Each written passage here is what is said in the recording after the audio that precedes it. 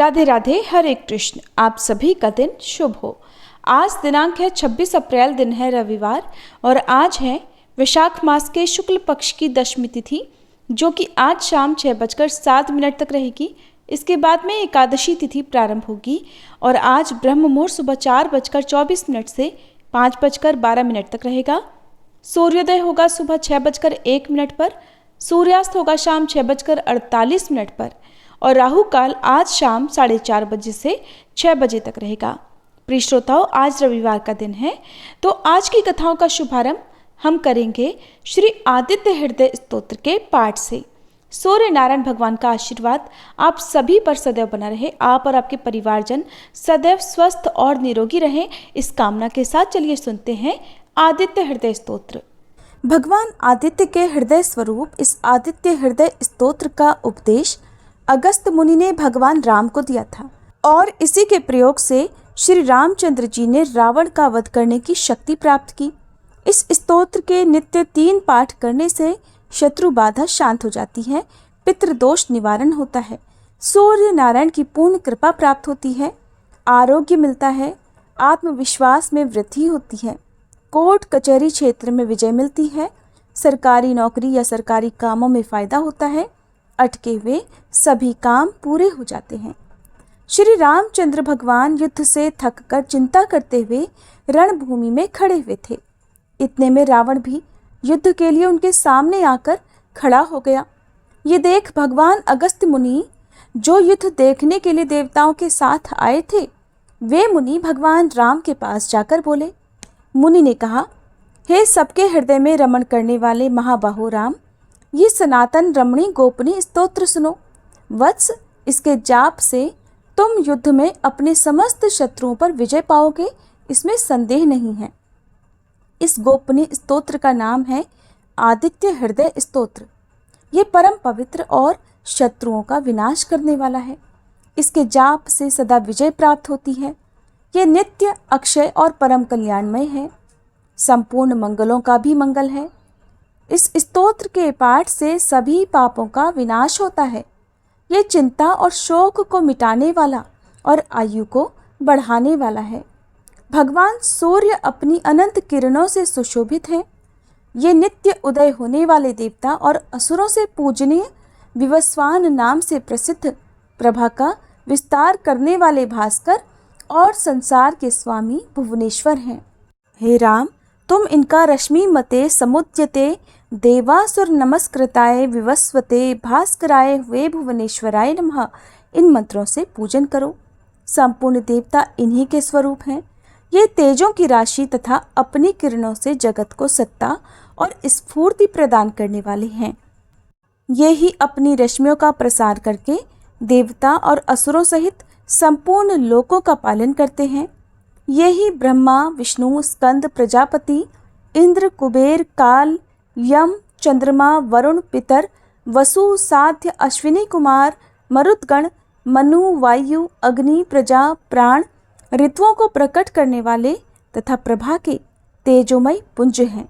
इन्हीं के नाम आदित्य, अदितिपुत्र, सविता, जगतोत्पत्ति करने वाले, खग, आकाश में विचरण करने वाले, पूषा, पुष्टिदायक, गभस्तिमान, प्रकाशमान, स्वर्ण सदृश, भानु, प्रकाशक, हिरण्यरेता, ब्रह्मांड उत्पत्ति करने वाले, दिवाकर, अंधकार को दूर कर उजाला देने वाले, हरिदश्व, हरे रंग के घोड़े वाले, सहस्त्रार्ची, हजारों किरणों से सुशोभित, सप्तसप्ती, 7 घोड़ों वाले, मरीचिमान, किरणों से सुशोभित, तिमिरोन्मथन, अंधकार का नाश करने वाले, शभु, कल्याणकारक, त्वष्टा, जगत का संहार करने वाले, मार्तंडक, जीवन प्रदान करने वाले, अंशुमान, किरण ग्रहण करने वाले, हिरण्यगर्भ, ब्रह्मा जी, शिशिर, सुख देने वाले, तपन, उष्णता पैदा करने वाले,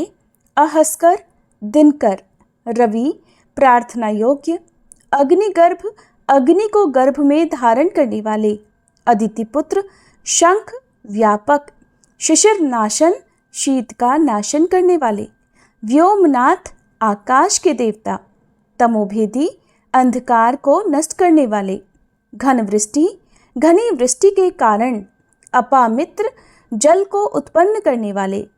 विंध्य वीथि प्लवंगम, आकाश में तीव्र वेग से चलने वाले। आत्मी, घाम उत्पन्न करने वाले।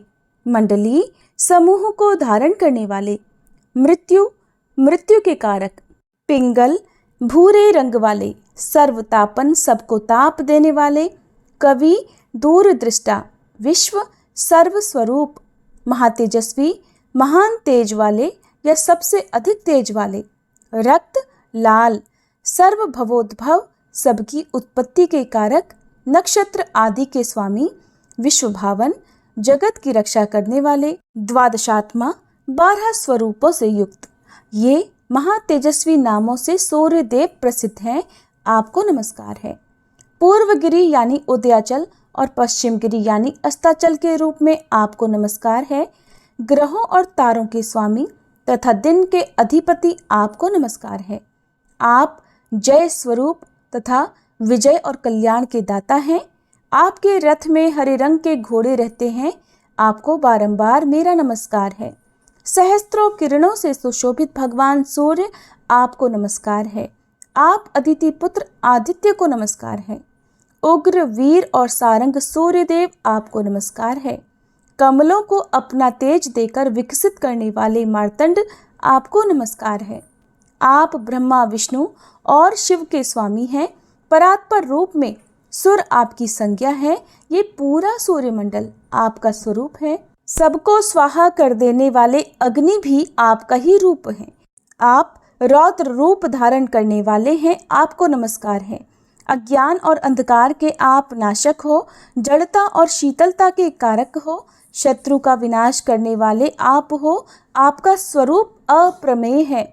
आप कृतघ्नों का नाश करने वाले हो। आप देव स्वरूप, जो आपको नमस्कार है। आप तपाए हुए सोने की तरह हो। आप हरि और विश्वकर्मा हो। तम के नाशक, प्रकाश स्वरूप, जगत के साक्षी हो। आपको नमस्कार है। सूर्य ही संपूर्ण भूतों का संहार करने वाले हैं, पालन करने वाले हैं। सूर्य ही अपनी गर्मी से अपनी किरणों द्वारा वर्षा करते हैं। ये भगवान सबके सो जाने के बाद भी जागते रहते हैं। यही अग्निहोत्र तथा अग्निहोत्री को मिलने वाले देवता हैं। देवता, यज्ञ और यज्ञों के फल प्रदान करने वाले भी यही हैं। संपूर्ण जगत में होने वाली क्रियाओं के फल देने वाले यही हैं। राघव, विपत्ति में, कष्ट में, दुर्गम में तथा किसी भी प्रकार के भय के अवसर पर जो कोई भी मनुष्य इस सूर्य देव के स्तोत्र का कीर्तन करता है, उसे दुख नहीं भोगना पड़ता। इसलिए हे राम, तुम एकाग्रचित्त होकर इन देवादिदेव जगदीश्वर की पूजा करो। इस आदित्य हृदय का 3 बार पाठ करने से तुम युद्ध में निश्चित ही विजय प्राप्त करोगे। महाबाहु राम, तुम इसी क्षण रावण का वध कर सकोगे। ऐसा कहकर अगस्त मुनि वहां से चले गए। अगस्त मुनि का उपदेश सुनकर महातेजस्वी श्री रामचंद्र जी का शोक दूर हो गया। उन्होंने प्रसन्न चित्त से आदित्य हृदय स्तोत्र का पाठ किया और स्तोत्र को धारण किया। 3 बार आचमन करके जाप किया। उसके बाद भगवान श्री रामचंद्र जी ने धनुष उठाकर रावण की ओर देखा और उत्साहपूर्वक विजय पाने के लिए वे आगे बढ़ने लगे। फिर पूरा निश्चय कर वे रावण का वध करने के लिए उद्यत हुए। उस समय देवताओं के मध्य में खड़े हुए भगवान सूर्य ने प्रसन्न होकर श्री रामचंद्र जी की ओर देखा और निशाचर राज रावण के विनाश का समय नजदीक जानकर हर्षपूर्वक कहा, रघुनंदन अब जल्दी करो। ये था श्री आदित्य हृदय स्तोत्र का हिंदी अनुवाद। अब सुनिए श्री कृष्ण कवच पाठ हिंदी में। देवर्षि नारद जी ने भगवान नारायण से पूछा, भगवान अब मेरी ये सुनने की इच्छा है कि भगवान शंकर ने दयावश परशुराम को कौन सा मंत्र और कौन सा स्तोत्र और कवच दिया था। उस मंत्र के आराध्य देवता कौन है, कवच धारण करने का क्या फल है तथा स्तोत्र पाठ से किस फल की प्राप्ति होती है, वह सब कुछ आप कृपा करके बतलाइए। तब नारायण भगवान बोले, नारद उस मंत्र के आराध्य देव गोलोकनाथ गोप गोपीश्वर सर्वसमर्थ परिपूर्णतम स्वयं भगवान श्री कृष्ण हैं। शंकर जी ने रत्न पर्वत के निकट स्वयं प्रभा नदी के तट पर पारिजात वन के मध्य स्थित आश्रम में लोकों के देवता माधव के समक्ष परशुराम को त्रैलोक्य विजय नामक परम अद्भुत कवच विभूति योग से संभूत महान पुण्यमय स्वतराज नाम वाला स्तोत्र और संपूर्ण कामनाओं का फल प्रदान करने वाला मंत्र कल्पतरु नामक मंत्र प्रदान किया था।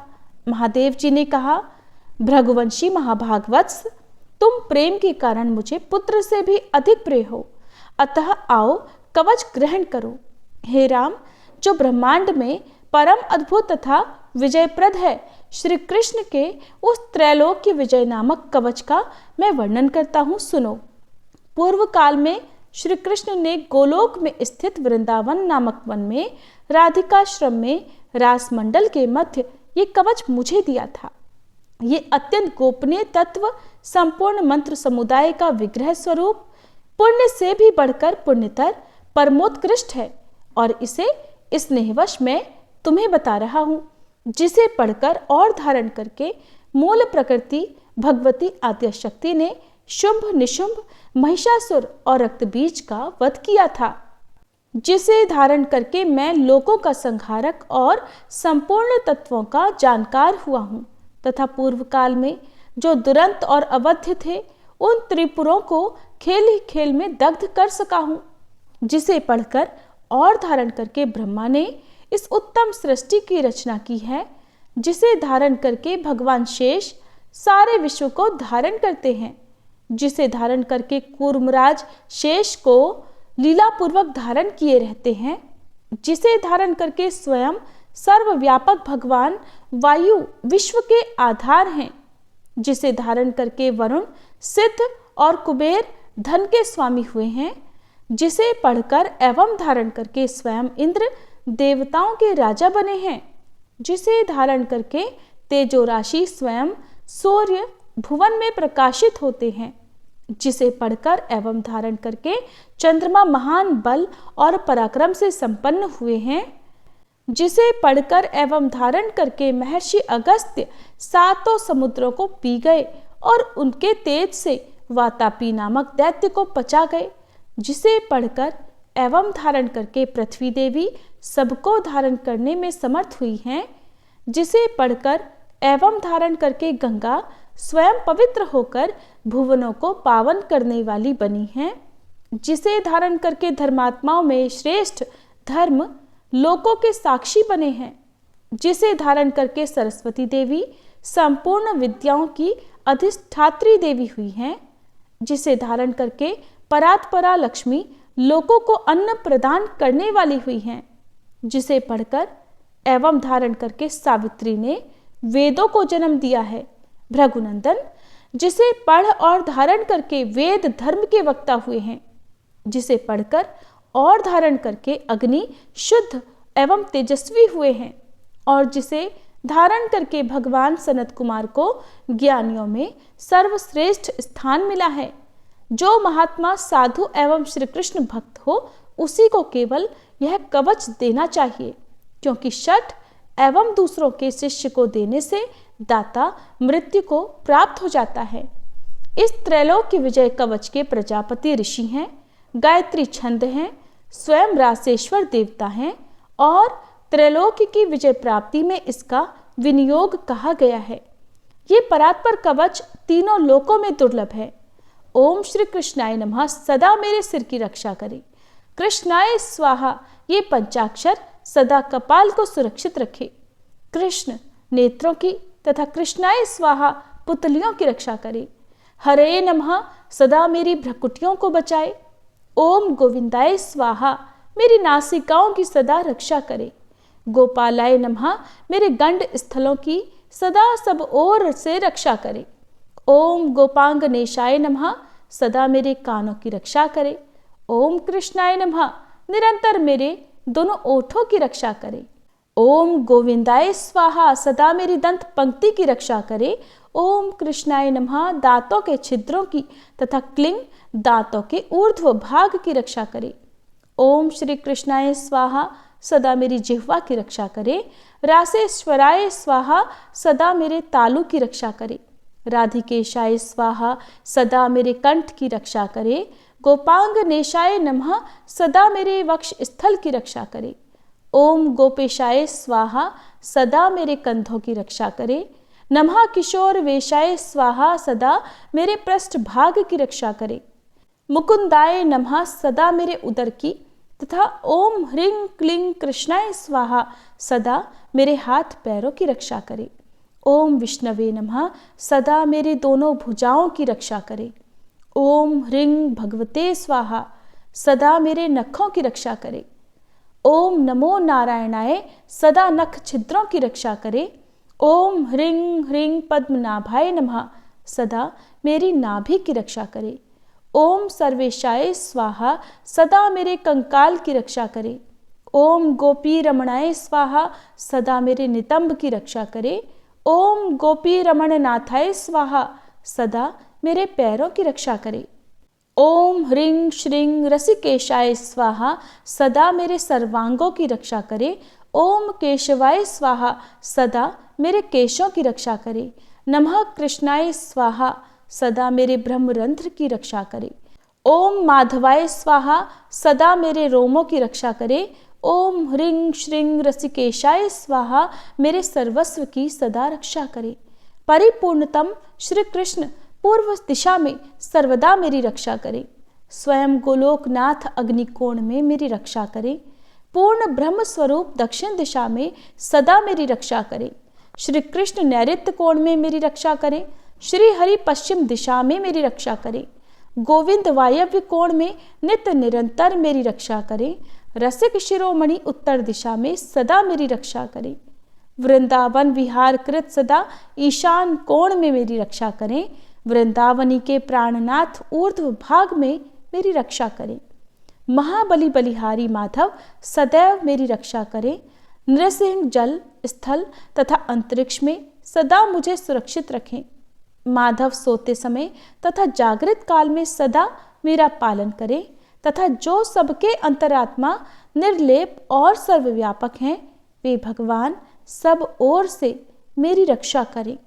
वत्स, इस प्रकार मैंने त्रैलोक्य विजय नामक कवच जो परम अनोखा तथा समस्त मंत्र समुदाय का मूर्तमान स्वरूप है तुम्हें बतला दिया। मैंने इसे श्री कृष्ण के मुख से श्रवण किया था। इसे जिस किसी को नहीं बतलाना चाहिए।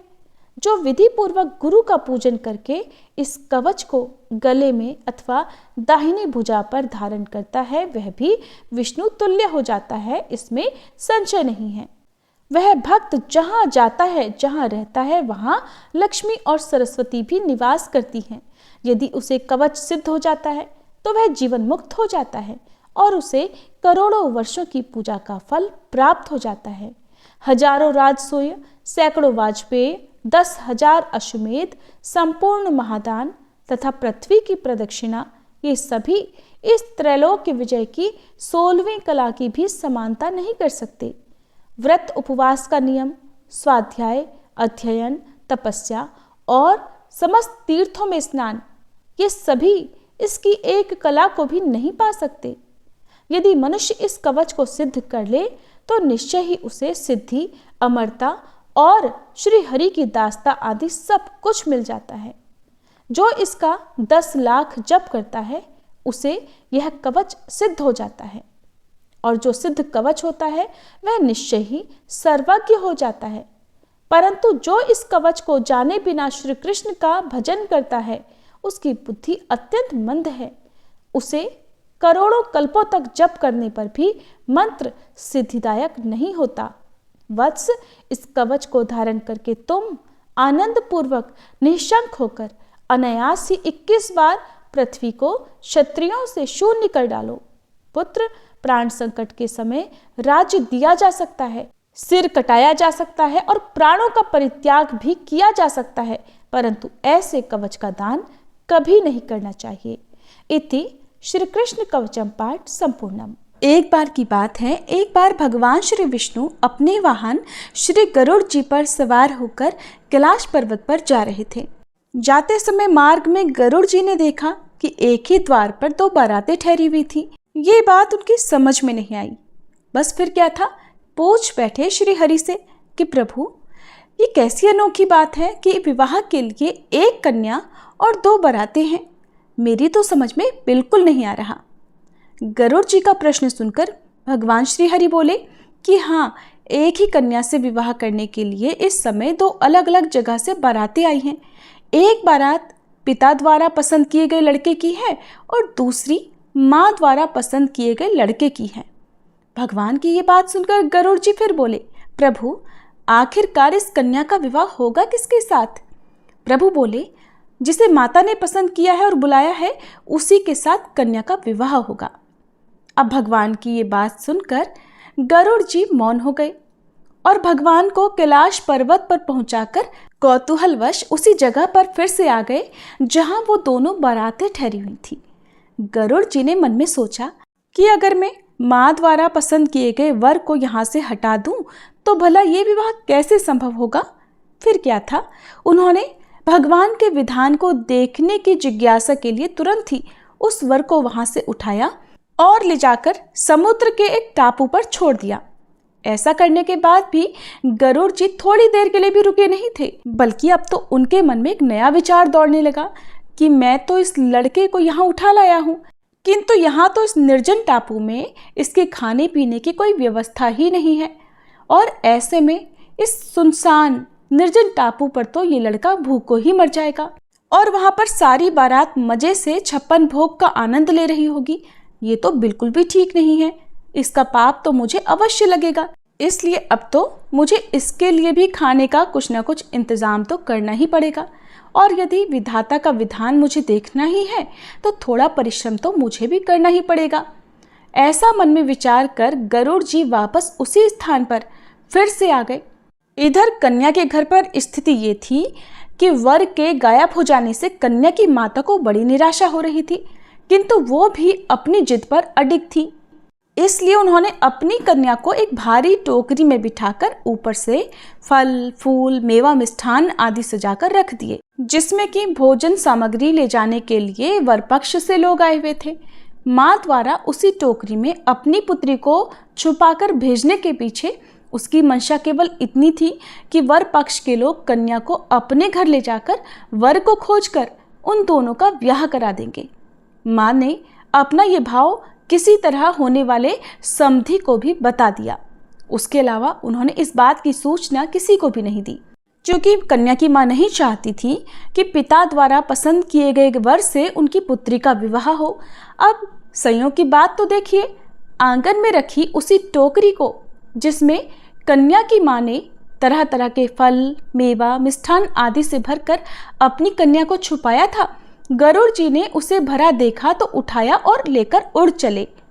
उसी टोकरी को ले जाकर गरुड़ जी ने उस निर्जन टापू पर, जहां पहले से ही वो उस वर को उठाकर ले जाकर रख छोड़ आए थे, वर के सामने ले जाकर रख दिया। इधर भूख के मारे व्याकुल हो रहे वर ने जैसे ही अपने सामने खाने पीने की तमाम तरह की चीजें देखी तो वह भूख से व्याकुल हो उठा और एक बाज की तरह उस खाने पीने की वस्तुओं पर झपटा। उसने टोकरी से जैसे ही खाने के लिए फल, मिठाई आदि निकालना शुरू किया तो क्या देखा कि उसमें तो 16 श्रृंगार किए हुए वही युवती बैठी हुई है जिससे कि उसका विवाह होना था। अब तो ये सब देखकर गरुड़ जी हैरान रह गए।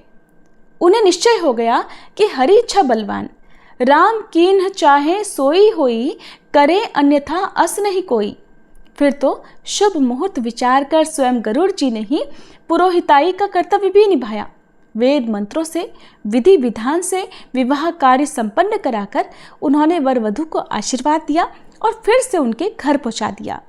इसके बाद गरुड़ जी ने प्रभु के पास आकर सारा वृतांत उनसे निवेदित कर दिया और प्रभु पर अपना अधिकार समझकर झुंझलाकर बोले कि प्रभु, आपने तो बड़ी अच्छी लीला की, सारा ब्याह कार्य हम ही से करवा लिया।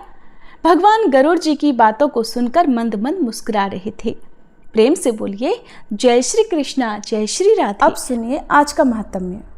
इसके पहले के अध्याय में आपने जाना था कि किस प्रकार इंद्रद्युम्न के साथ ही अन्य राजा और उनके सेवक भी अपना अपना सामान लेकर, जो खरीदने की, बेचने की वस्तुएं थी उन्हें साथ लेकर, जिसके लिए जो भी मार्ग सीधा और आसान लगा वो उसी से चल दिया। नीलाचल पर पहुंचने वाले कठिन से कठिन रास्तों के द्वारा भी लोगों ने यात्रा की। महाराज इंद्रद्युम्न समस्त पुरवासियों तथा हर्ष में भरी हुई चतुरंगिणी सेना से घिरे हुए थे। जंगल का रास्ता जानने वाले पुरुष जो मार्ग बतलाते उसी से राजा यात्रा करते थे। मार्ग के दोनों ओर आने वाले देशों और वनों को देखते हुए वे बड़ी तेजी से यात्रा कर रहे थे। महानदी के तट पर जहाँ वृक्ष बहुत कम थे तथा पर्वतीय गुफाओं के कारण जो स्थान बहुत प्रसिद्ध था, वहाँ उन्होंने अपराह्न काल का आवश्यक कृत्य करने के लिए अपनी सेना का पड़ाव डाला। फिर अपने पुरोहित के साथ नदी के जल में उतरे और स्नान करके देवताओं का तथा पितरों का तर्पण किया। इसके बाद विधि पूर्वक भगवान विष्णु की पूजा करके नारद जी के साथ बैठकर भोजन किया। जब सूर्य अस्ताचल के शिखर पर पहुंचे तब सायंकाल की उपासना पूरी करके राजा सभा में बैठे। उस समय उन्होंने श्रेष्ठ वैष्णवों का चंदन, माला और तांबूलों से पूजन किया। फिर भगवान के सर्व पापहारी चरित्र का श्रवण करने के लिए सिंहासन पर बैठे हुए मुनिवर नारद जी से राजा ने इस प्रकार कहा, भगवान, आप वेद और वेदांगों की निधि हैं, भगवान के प्रिय भक्त हैं। अगर मुझ पर आपकी कृपा हो तो भगवान विष्णु की लीला कथा रूपी सुधा से मेरे मलिन अंतःकरण को शुद्ध कर दीजिए। देवर्षि नारद तथा राजा इंद्रद्युम्न में इस प्रकार की बात चल ही रही थी कि द्वारपाल ने पास आकर सूचना दी, महाराज, उत्कल देश के राजा आपके द्वार पर उपस्थित हैं और श्रीमान के चरणारविंदों का दर्शन करना चाहते हैं। सुनकर राजा बोले, श्रीमान ओढ़ नरेश को शीघ्र ही भीतर लेकर आओ। उनका दर्शन करके हम सब लोग पाप रहित हो जाएंगे। महाराज का ये वचन सुनकर द्वारपाल ने शीघ्र ही राजसभा में उत्कल नरेश का प्रवेश कराया। अपने वैष्णव मंत्रियों के साथ राजसभा में प्रवेश करके ओढ़ देश के राजा ने इंद्रद्युम्न के वंदनीय चरणों को सादर नमस्कार किया। तब उन वैष्णव नरेश को उठाकर महाराज इंद्रद्युम्न ने उनका सत्कार किया और अपने आसन पर ही बिठाकर विनययुक्त वचनों में कहा, राजन, आप कुशल से तो है ना? उत्कल नरेश, नीलाचल शिखर निवासी भगवान माधव तो वहाँ विजयपूर्वक विराज रहे हैं ना? क्या आपकी निर्मल बुद्धि भगवान के चरणारविंदों में लगती है? समस्त प्राणियों में समान चित्त रखने वाले आपका मन भगवान में अनुरक्त तो है ना? तब उत्कल नरेश ने हाथ जोड़कर नम्रतापूर्वक कहा, स्वामिन, आपके चरणों की कृपा से मेरे लिए सब कुछ कुशल मंगल है। दक्षिण समुद्र के तट पर जंगलों से घिरा हुआ नीलाचल विद्यमान है, किंतु वहाँ लोगों का आना जाना नहीं है। भगवान नीलमाधव भी वहीं हैं, परंतु इस समय प्रचंड आंधी के कारण उठी हुई अधिक बालू राशिका से वे छिप गए हैं, ऐसी बात सुनी जाती है। इसलिए मेरे राज्य में भी अकाल और मृत्यु का भय बढ़ गया है, किंतु अब आप पधारे हैं तो सब कुछ कुशल ही होगा। उत्कल नरेश के ऐसा कहने पर राजा इंद्रद्युम्न ने उनका आदर करते उन्हें विदा कर दिया और फिर नारद जी की ओर देखकर बड़े उदास स्वर से कहा, मुने, ये क्या हो गया? नारद जी बोले, राजन, इस विषय में तुम्हें बिल्कुल भी हैरान नहीं होना चाहिए। श्रेष्ठ वैष्णव भाग्यवान होता है। वैष्णवों का मनोरथ कभी निष्फल नहीं होता। जगत के आदि कारण और रोग शोक से रहित प्रत्यक्ष शरीर धारण किए हुए भगवान नारायण को तुम अवश्य देखोगे। वे तुम पर ही अनुग्रह करने के लिए इस पृथ्वी पर उतरेंगे। संपूर्ण चराचर जगत भगवान विष्णु के वश में है। सनातन परमात्मा विष्णु किसी के भी वश में नहीं है। वे तो भगवान भक्त वत्सल हैं, इसलिए केवल भक्ति के वश में रहते हैं। भगवान विष्णु की भक्ति ही धर्म, अर्थ, काम और मोक्ष रूपी चारों पुरुषार्थों की जड़ है। वह भक्ति ही भगवान को वश में करने का उपाय है। एक ही भगवान विष्णु अपनी माया से अनेकों रूपों में कई बार प्रकट हुए हैं, इसलिए उन परमात्मा के सिवा और कोई भी सुख का कारण नहीं है। राजन, तुम ब्रह्मा जी की संतान परंपरा में 5वें पुरुष हो, साथ ही श्रेष्ठ वैष्णव हो। तुमने 18 विद्याओं में पूर्ण विद्वता प्राप्त की है और तुम सदैव सदाचार में स्थित रहते हो। तुमने इस पृथ्वी का न्यायपूर्वक पालन भी किया है। विशेषतः तुम ब्राह्मणों के पूजक हो, इसलिए पुरुषोत्तम क्षेत्र में इन चर्म चक्षुओं से भगवान पुरुषोत्तम का दर्शन तुम्हें अवश्य ही प्राप्त होगा। तुम्हारे इस कार्य में ही तो स्वयं ब्रह्मा जी ने मुझे नियुक्त किया है। पुरुषोत्तम क्षेत्र में चलने पर वो सब बातें मैं तुम्हें बताऊंगा। इस समय रात का 3रा पहर चल रहा है। इन सब राजाओं को अपने अपने डेरे में जाने की आज्ञा दो और राजन, तुम भी आराम करो। जैमिनी जी कहते हैं, नारद जी के इस प्रकार आश्वासन देने पर राजा इंद्रद्युम्न ने प्रसन्न होकर जब उत्तम बुद्धि से विचार किया तब अपने परिश्रम को सफल माना और सभासदों को विदा करके मुनि का हाथ अपने हाथ में लेकर अंतःपुर में प्रवेश किया। फिर विधि पूर्वक उनकी पूजा करके उन्हें पलंग पर सुलाया और उन्हीं के साथ बातचीत करके शेष रात्रि बिता दी। इसके बाद निर्मल प्रभात होने पर नित्य कर्म पूरा करके उन्होंने जगन्नाथ जी का पूजन किया। इसके बाद सब महानदी के पार उतरे और फिर इसके बाद उत्कल देश के राजा के बताए हुए रास्ते से राजा इंद्रद्युम्न अपनी सेना के साथ एकाम्र नामक क्षेत्र की ओर बढ़ चले। वहां से कुछ दूर आगे जाने पर रास्ते में गंधवहा नाम की नदी मिली जो बड़ी तेजी से बह रही थी। उसको पार करके आगे बढ़ने पर शंख आदि वाद्यों की आवाज सुनाई पड़ी। तब राजा ने नारद जी से पूछा, महामुने ये शब्द कहाँ हो रहा है? सुनकर नारद जी बोले, राजन ये अत्यंत दुर्लभ क्षेत्र है जिसे भगवान विष्णु ने गुप्त कर रखा है। तुम भाग्यवानों में श्रेष्ठ हो, इसलिए तुम्हारे सौभाग्य से जितेंद्रीय पुरोहित ने किसी प्रकार जाकर भगवान का दर्शन किया है। यहाँ से 30 योजन पर नीलगिरी विद्यमान है और ये भगवान गौरीपति का एकाम्र वन नामक क्षेत्र है जो अब अधिक दूर नहीं है। एक समय भगवान शिव ने लोकों के आदिकरण अनादि पुरुषोत्तम का इस प्रकार स्तवन किया कि हे नारायण, हे परम धाम, हे परमात्मन, हे परात्पर, हे सच्चिदानंदमय वैभव से युक्त निरंजन परमेश्वर, आपको मेरा नमस्कार है। आप संसार के कारण हैं और गुणों के भेद से सृष्टि पालन तथा संहार रूप कर्म किया करते हैं। आपने अपनी ही योग माया से अपने को गुप्त कर रखा है। आपको नमस्कार है। आप न भीतर हैं न बाहर, साथ ही बाहर भी हैं और भीतर भी हैं, दूर होते हुए भी अत्यंत पास हैं, भारी, हल्के, स्थिर, अत्यंत सूक्ष्म और अतिशय स्थूल भी आप ही हैं। आपको नमस्कार है। जिनके कटाक्ष विलास से कोटि कोटि ब्रह्मा और अगणित रुद्र उत्पन्न होते हैं, उन कालात्मा श्री हरि को नमस्कार है। जिनके एक एक रोम में अनेकानेक ब्रह्मांडों का समुदाय भरा हुआ है और जिनका शरीर माप जोख के बाहर है, उन विश्वरूप भगवान को नमस्कार है। त्रिपुरासुर का दाह करने वाले भगवान शंकर ने जब इस प्रकार स्तुति की तब शंख चक्र गदा धारण करने वाले वनमाला विभूषित हार कुंडल केयूर और मुकुट आदि से सुशोभित कृपानिधान भगवान गरुड़वाहन विष्णु ने शिवजी से कहा, दक्षिण समुद्र के किनारे नीलाचल से विभूषित जो 10 योजन विस्तृत क्षेत्र चित्रोत्पला नदी से लेकर समुद्र तक फैला हुआ है, उसके उत्तर एकाम्रवन नामक सुंदर वन है। वहीं पार्वती जी के साथ आप निवास करें। यहाँ सब लोगों की सृष्टि करने वाले ब्रह्मा जी मेरे आदेश से आपको कोटि लिंगों के अधीश्वर पद पर अभिषिक्त करेंगे। भगवान विष्णु के ऐसा कहने पर भगवान शिव कहने लगे, देव देव जगन्नाथ, शरणागत दुख भंजन, हे प्रभो, हे जगतपते, आप पुरुषोत्तम क्षेत्र में जाने के लिए जो आज्ञा दे रहे हैं उसे शिरोधार्य करके मैं उस मोक्षदायक कल्याण में तीर्थ में जाऊंगा। ऐसा कहकर फिर भगवान शंकर उस क्षेत्र में पधारे। फिर साक्षात ब्रह्मा जी ने वहां भगवान शंकर की स्थापना की। राजन, अब हम सब लोग वहां चलेंगे और त्रिपुर विनाशक शिवजी का भी दर्शन करेंगे। ये जो शिवजी का क्षेत्र है इसे तमोगुण का नाशक बताया गया है। जो रजोगुण को भी धो डालने वाला क्षेत्र है वह विरज मंडल नाम से प्रसिद्ध है। सत्व गुण की अधिकता के कारण पुरुषोत्तम क्षेत्र मुक्तिदायक बताया गया है। महाराज, जिनका मन पाप कर्मों से मलिन हो गया है उनका विश्वास इस क्षेत्र में कभी नहीं जमता। नारद जी की बात सुनकर राजा का मन प्रसन्न हो गया और कहने लगे, ब्राह्मण, आपने मुझे परम पावन क्षेत्र का परिचय दिया जहाँ पर साक्षात भगवान उमापति विराजमान है, वहाँ पर हम अवश्य ही चलेंगे। इस निश्चय के बाद देवर्षि नारद और राजा इंद्रद्युम्न दोपहर के समय सेना के साथ एकाम्र वन नामक क्षेत्र में पहुंच गए। वहाँ विंदु तीर्थ में स्नान करके उसके तट पर विद्यमान भगवान पुरुषोत्तम का उन्होंने विधिपूर्वक पूजन किया। उसके बाद वे कोटीश्वर महालय को गए।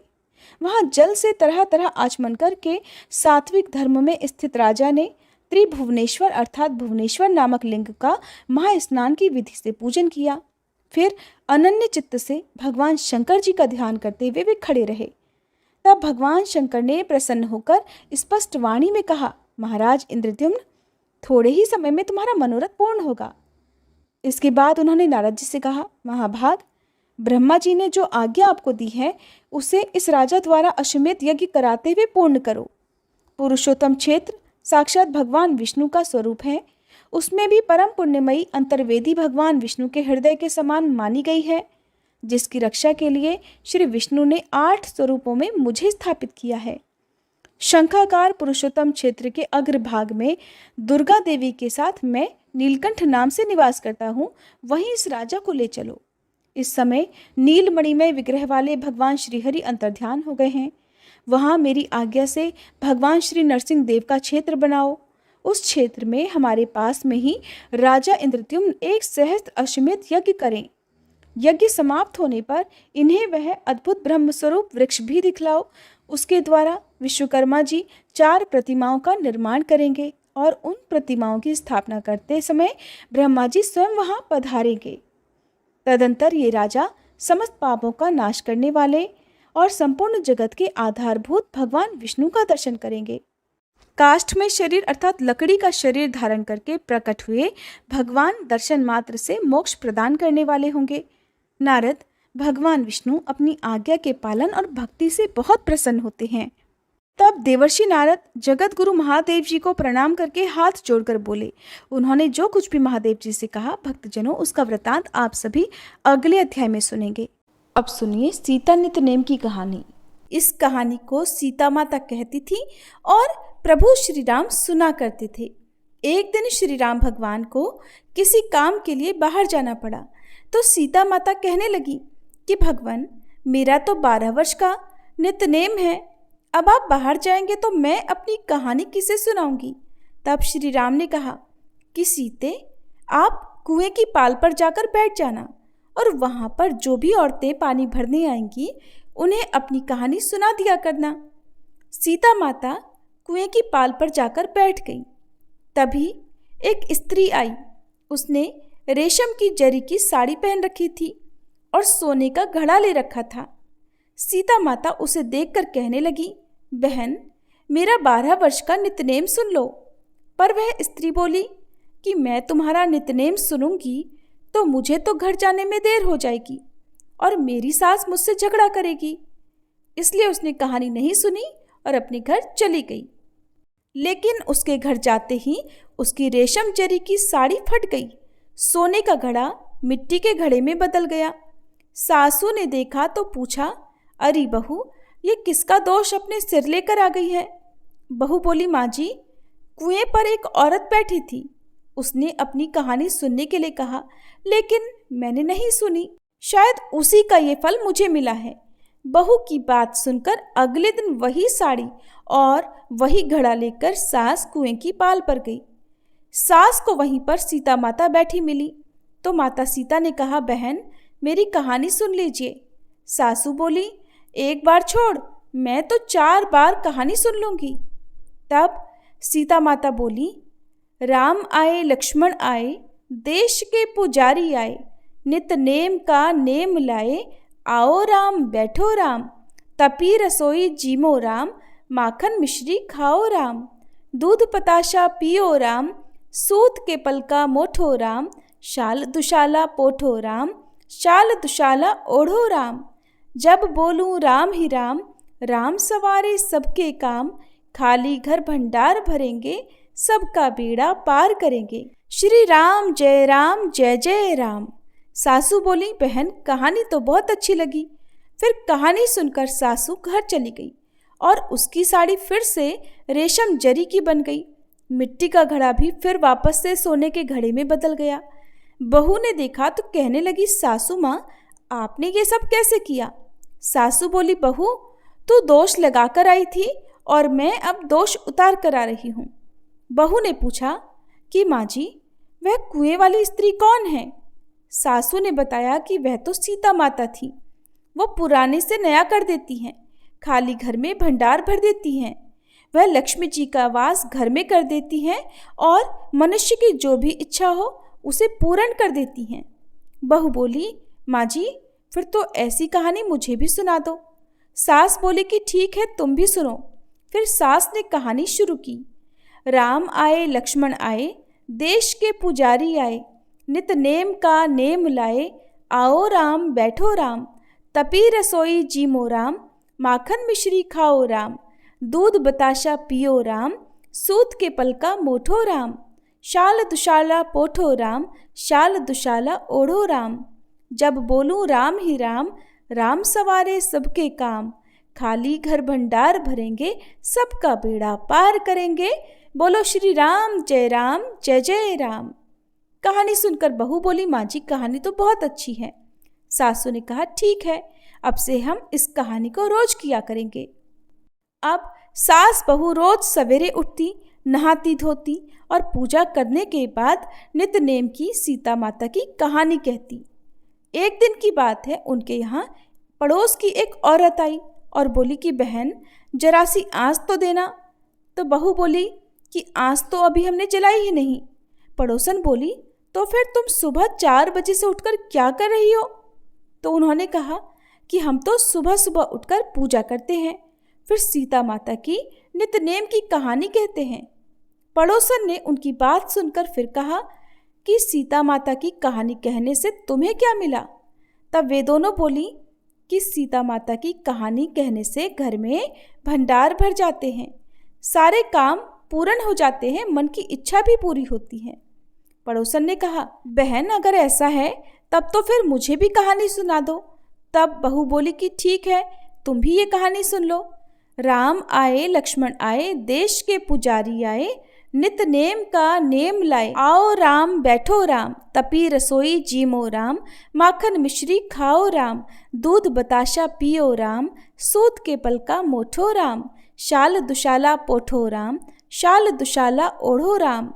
जब बोलूं राम ही राम, राम सवारे सबके काम, खाली घर भंडार भरेंगे, सबका बेड़ा पार करेंगे, श्री राम जय जय राम। पड़ोसन ने इस कहानी को सुना तो कहने लगी बहन कहानी तो बहुत अच्छी लगी। अब वह पड़ोसन भी नितनेम सीता माता की कहानी कहने लगी। कहानी कहने से सीता माता ने पड़ोसन के भी धन के भंडार भर दिए। देखते ही देखते अब तो पूरे मोहल्ले में नितनेम की कथा चल पड़ी और हर किसी की मनोकामना पूर्ण होने लगी। हे सीता माता, जैसे आपने उन सभी के भंडार भरे वैसे ही हमारे भी भरना। कहानी कहने वाले, सुनने वाले और हुंकार भरने वाले सबके भरना। सभी प्रेम से बोलिए सीता मैया की जय। अब सुनिए श्री तुलसी चालीसा पाठ। जय जय तुलसी भगवती सत्यवती सुखदानी, नमो नमो हरिप्रेसी श्री वृंदा गुणखानी, श्री हरिशीष विरजनी देहु अमर वर अम्ब, जनहित हे वृंदावनी अब न करहु विलंब। धन्य धन्य श्री तुलसी माता, महिमा अगम सदा श्रुति गाता, हरि के प्राण हूँ से तुम प्यारी, हरहि हेतु कीन्हो तप भारी। जब प्रसन्न है दर्शन दीन्हो, तब कर जोरी विनय उस कीन्हो। हे भगवंत कंत मम होहु, दीन जानि जनि छाड़हु छोहु। सुनी लक्ष्मी तुलसी की बानी, दीन हो श्राप कद पर आनी। उस अयोग्य वर मांगन हारी, हो विटप तुम जड़ तनुधारी। सुनी तुलसी ही श्रप्यो तेहि ठामा, करहु वास तुहु नीचन धामा। दियो वचन हरि तब तत्काला, सुनहु सुमुखी जनि होहु विहाला।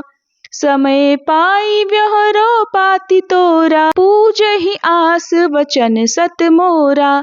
तब गोकुल मह गोप सुदामा, तासु भई तुलसी तू बामा।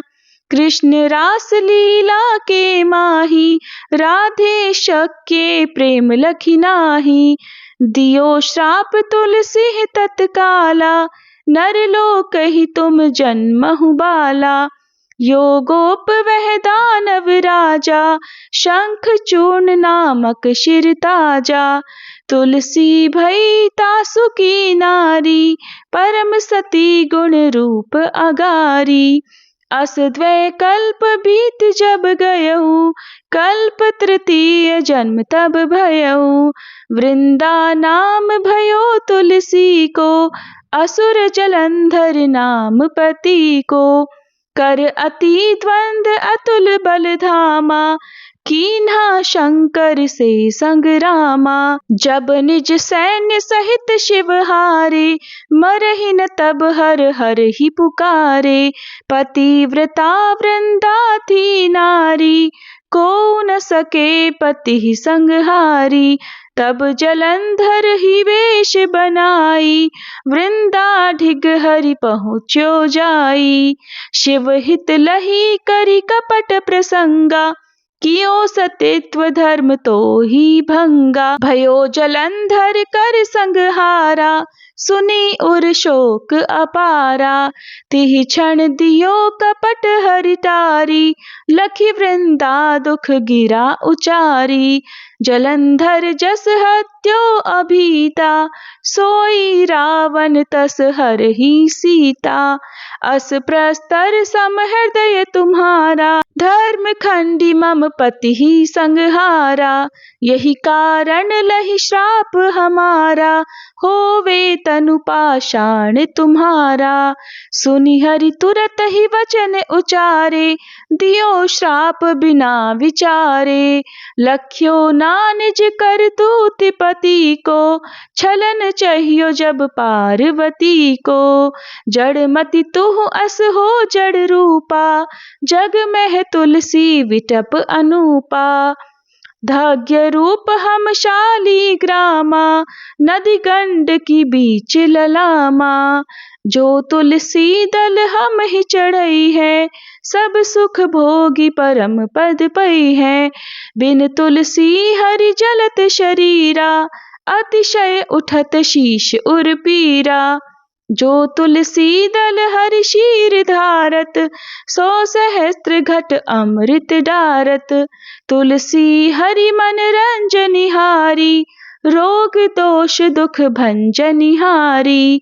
प्रेम सहित हरि भजन निरंतर, तुलसी राधा में नाही अंतर। व्यंजन हो 56 प्रकारा, बिन तुलसी दल ना हरि ही प्यारा। सकल तीरथ तुलसी तरु छाही, लहत मुक्ति जन संशय नाही। कवि सुंदर इक हरि गुण गावत, तुलसी ही निकट सहस गुण पावत। बसत निकट दुर्वासा धामा, जो प्रयास ते पूर्व ललामा। पाठ करहि जो नित नर नारी, हो ही सुख भाषहि त्रिपुरारी।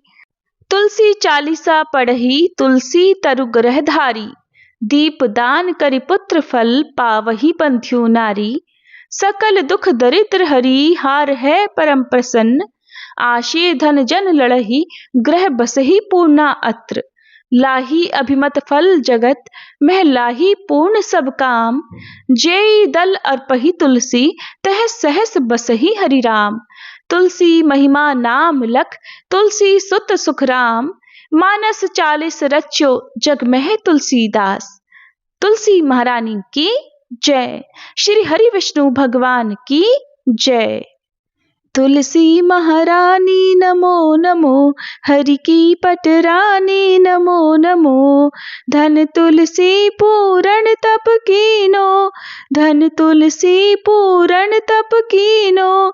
शालिग्राम बनी पटरानी नमो नमो, तुलसी महारानी नमो नमो।